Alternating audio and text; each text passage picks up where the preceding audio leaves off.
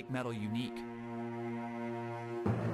The classical roots of heavy metal are fairly obvious. And I would say most of the practitioners, most of the really, really good ones, were fans of dark classical music. And in some cases, dark and powerful and heavy classical music, like Wagner. He actually reshaped the orchestra. He added tubas, he added extra basses, he added an octabass, which is actually a double-sized bass violin that took two people to play. One guy on a stool fingering it, and one guy, one guy playing the bow. And he just loaded down the bottom end of his orchestra so that when that orchestra played, the rafters shook. There was so much bass.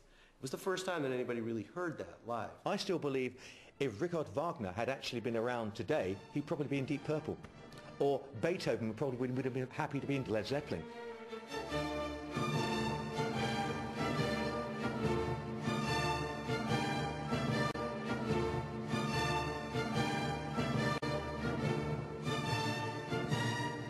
And the music itself, because it was so huge and it didn't have amplification in those days, it had orchestration, I think again belongs to that metal environment. Classical music is associated with the university, with learning and everything. Bach didn't go to college, Mozart didn't go to college. Virtuosic performers who were known as improvisers, that describes Bach as well as it describes Eddie Van Halen.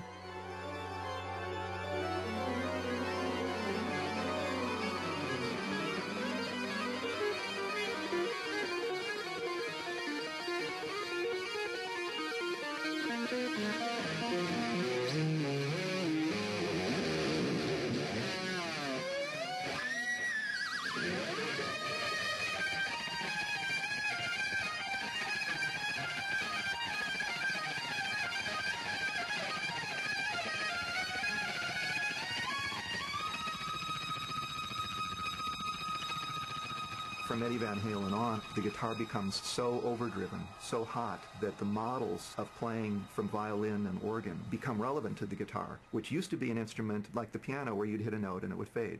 Not any longer. You hit a note, it can last forever because it's feeding back. And so all of a sudden you have the classical models being relevant because of technological changes.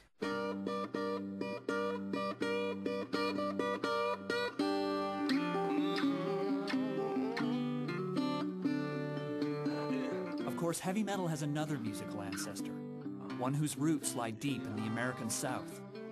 The root of all rock and roll is in blues and slave music.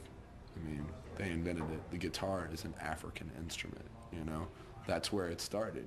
The origins of metal really can trace itself back to the blues in America, and that of course was very much an oppressed music, and it very much spoke to people that needed something a little different. It's about the factory worker coming out of the factory, wanting the energy to come out in a different way, in an entertainment form that was theirs and theirs alone. How were you influenced by the blues? Oh, a lot. I liked blues because that's where we started. We actually, before we called ourselves Black Sabbath, we were a blues jazz band. Our first influence was really American blues that had been processed through the sensibilities of the English rock musician.